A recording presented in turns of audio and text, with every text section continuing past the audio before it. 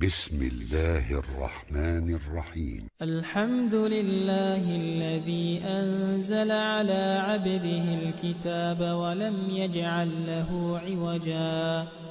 قيما لينذر بأسا شديدا من لدنه ويبشر المؤمنين الذين يعملون الصالحات أن لهم أجرا حسنا ماكثين فيه أبدا وينذر الذين قالوا اتخذ الله ولدا ما لهم به من علم ولا لآبائهم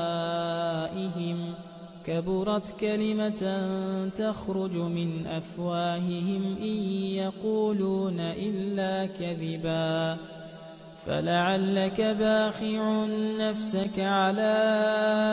آثارهم إن لم يؤمنوا بهذا الحديث أسفا إنا جعلنا ما على الأرض زينة لها لنبلوهم أيهم أحسن عملا وإنا لجاعلون ما عليها صعيدا جرزا أم حسبت أن أصحاب الكهف والرقيم كانوا من آياتنا عجبا إذ أوى الفتية إلى الكهف فقالوا ربنا آتنا من لدنك رحمة وهيئ لنا من أمرنا رشدا فضربنا على آذانهم في الكهف سنين عددا ثم بعثناهم لنعلم أي الحزبين أحصى لما لبثوا أمدا نحن نقص عليك نبأهم بالحق إنهم فتية آمنوا بربهم وزدناهم هدى وربطنا على قلوبهم إذ قاموا فقالوا ربنا رب السماوات والأرض لن ندعو من دونه إلها لقد قلنا إذا شططا هؤلاء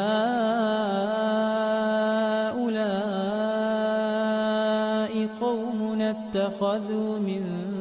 دونه آلهة لولا يأتون عليهم بسلطان بين فمن أظلم ممن افترى على الله كذبا وإذ اعتزلتموهم وما يعبدون إلا الله فأووا إلى الكهف ينشر لكم ربكم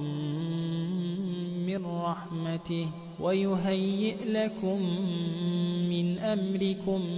مرفقا وترى الشمس إذا طلعت تزاور عن كهفهم ذات اليمين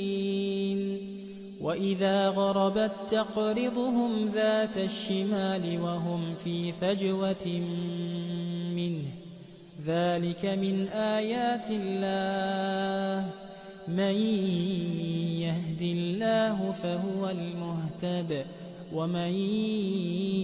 يضلل فلن تجد له وليا مرشدا وتحسبهم أيقاظا وهم رقود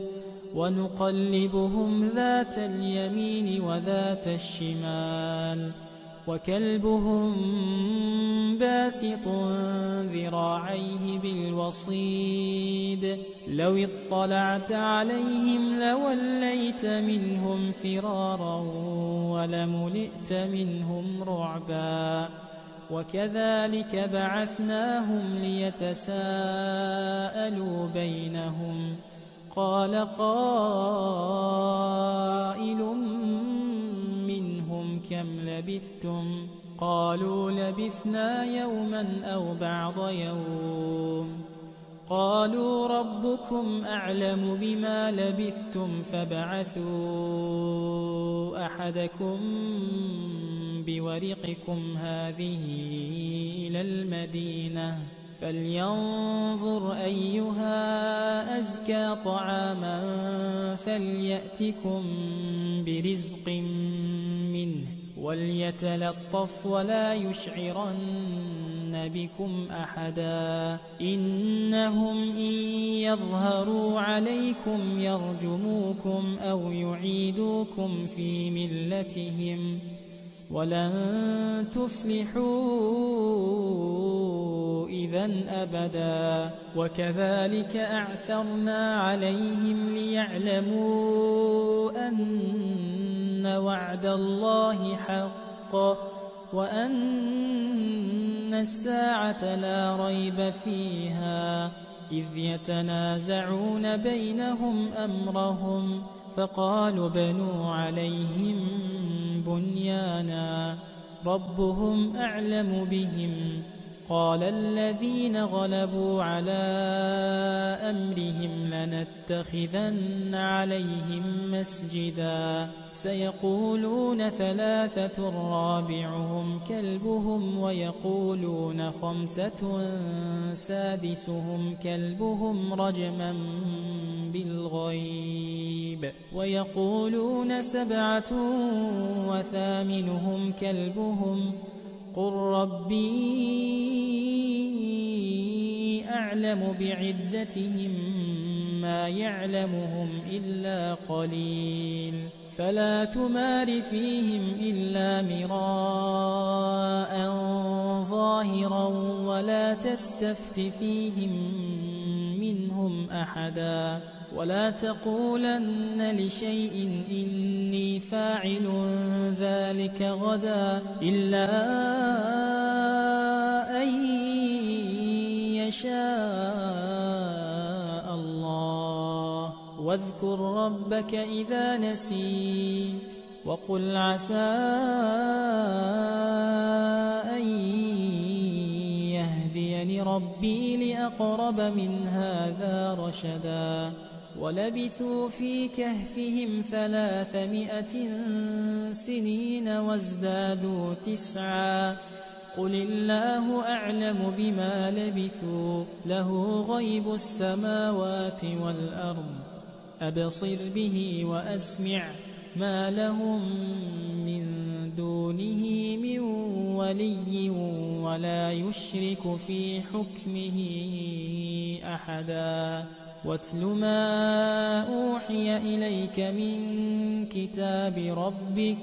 لا مبدل لكلماته ولن تجد من دونه ملتحدا واصبر نفسك مع الذين يدعون ربهم بالغداة والعشي يريدون وجهه ولا تعد عيناك عنهم تريد زينة الحياة الدنيا ولا تطع من أغفلنا قلبه عن ذكرنا واتبع هواه وكان أمره فرطا وقل الحق من ربكم فمن شاء فليؤمن ومن شاء فليكفر إنا أعتدنا للظالمين نارا أحاط بهم سرادقها وإن يستغيثوا يغاثوا بماء كالمهل يشوي الوجوه بئس الشراب وساءت مرتفقا إن الذين آمنوا وعملوا الصالحات إنا لا نضيع أجر من أحسن عملا أولئك لهم جنات عدن تجري من تحتهم الأنهار يحلون فيها من أساور من ذهب ويلبسون ثيابا خضرا من سندس واستبرق متكئين فيها على الأرائك نعم الثواب وحسنت مرتفقا واضرب لهم مثل الرجلين جعلنا لأحدهما جنتين من أعناب وحففناهما بنخل وجعلنا بينهما زرعا كلتا الجنتين آتت أكلها ولم تظلم منه شيئا وفجرنا خلالهما نهرا وكان له ثمر فقال لصاحبه وهو يحاوره أنا أكثر منك مالا وأعز نفرا ودخل جنته وهو ظالم لنفسه قال ما أظن أن تبيد هذه أبدا وما أظن الساعة قائمة ولئن رددت إلى ربي لأجدن خيرا منها منقلبا قال له صاحبه وهو يحاوره أكفرت بالذي خلقك من تراب ثم من نطفة ثم سواك رجلا لكن هو الله ربي ولا أشرك بربي أحدا ولولا إذ دخلت جنتك قلت ما شاء الله لا قوة إلا بالله إن ترني أنا أقل منك مالا وولدا فعسى ربي أن يؤتيني خيرا من جنتك ويرسل عليها حسبانا من السماء فتصبح صعيدا زلقا أو يصبح ماؤها غورا فلن تستطيع له طلبا وأحيط بثمره فأصبح يقلب كفيه على ما أنفق فيها وهي خاوية على عروشها ويقول يا ليتني لم أشرك بربي أحدا ولم تكن له فئة ينصرونه من دون الله وما كان منتصرا هنالك الولاية لله الحق هو خير ثوابا وخير عقبا واضرب لهم مثل الحياة الدنيا كماء أنزلناه من السماء فاختلط به نبات الأرض فأصبح هشيما تذروه الرياح وكان الله على كل شيء مقتدرا المال والبنون زينة الحياة الدنيا والباقيات الصالحات خير عند ربك ثوابا وخير أملا ويوم نسير الجبال وترى الأرض بارزة وحشرناهم فلم نغادر منهم أحدا وعرضوا على ربك صفا لقد جئتمونا كما خلقناكم أول مرة بل زعمتم أن لن نجعل لكم موعدا ووضع الكتاب فترى المجرمين مشفقين مما فيه ويقولون يا ويلتنا ما لهذا الكتاب لا يغادر صغيرة ولا كبيرة إلا أحصاها ووجدوا ما عملوا حاضرا ولا يظلم ربك أحدا وإذ قلنا للملائكة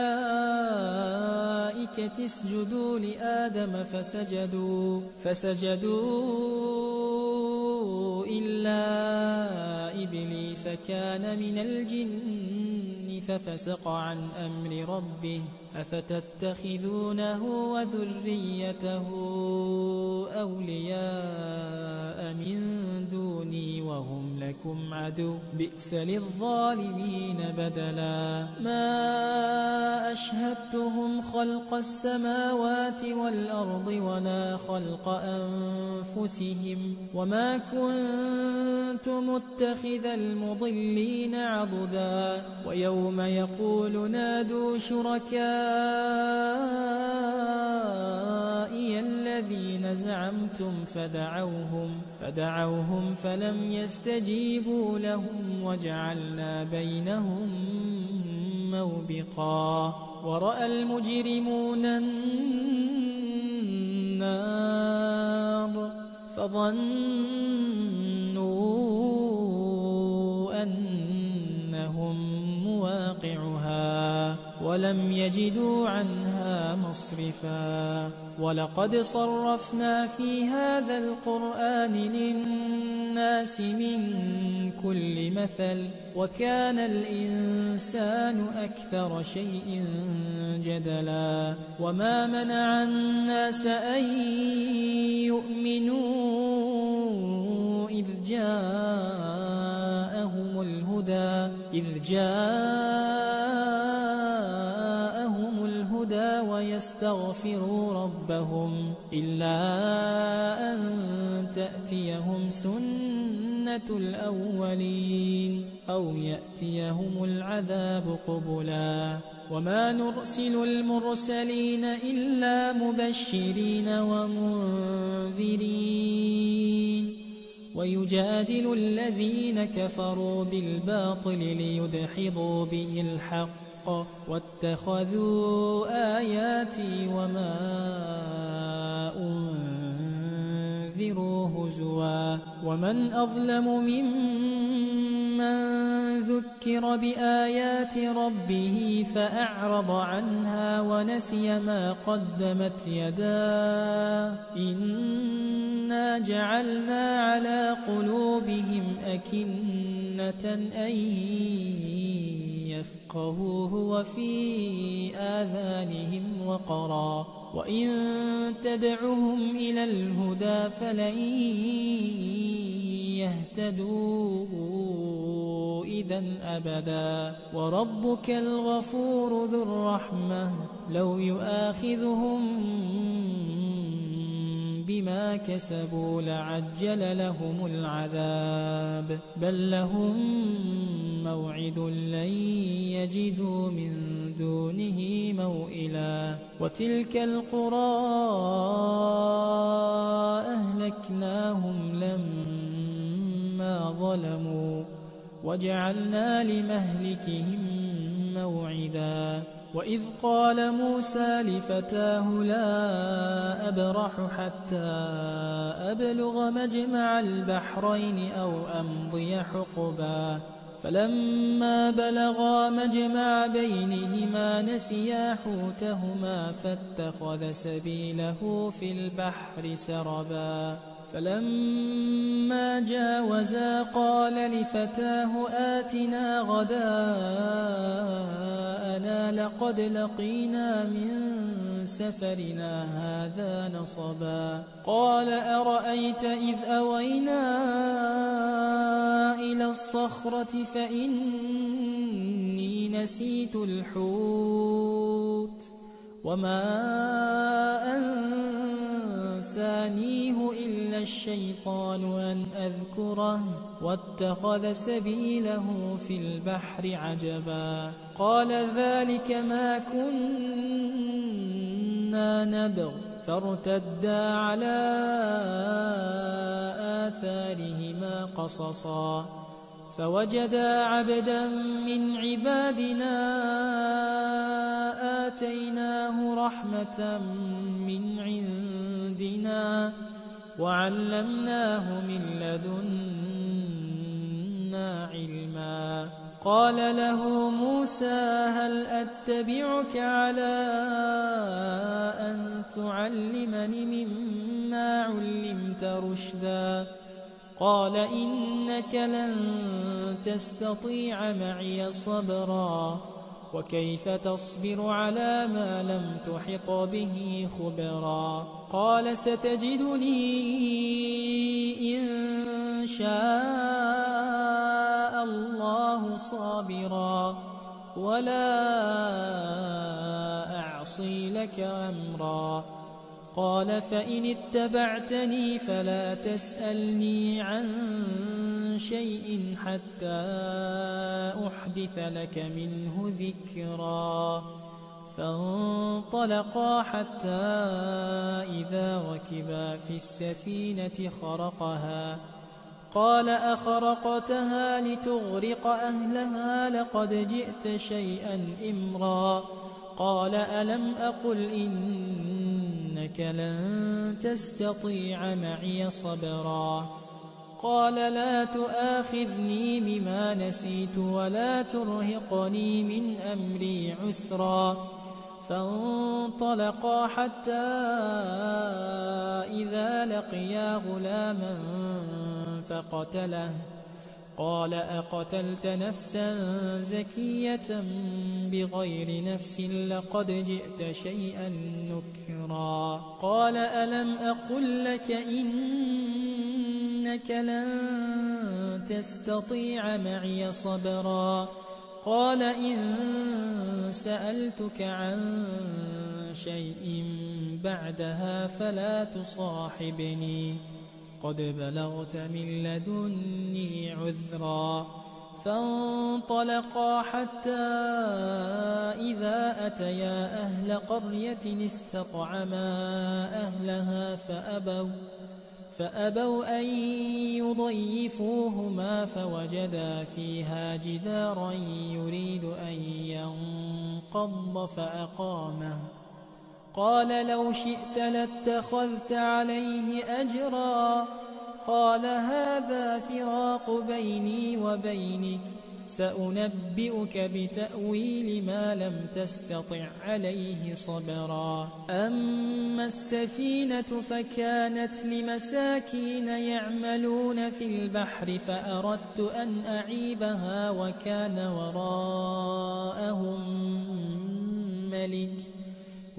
وراءهم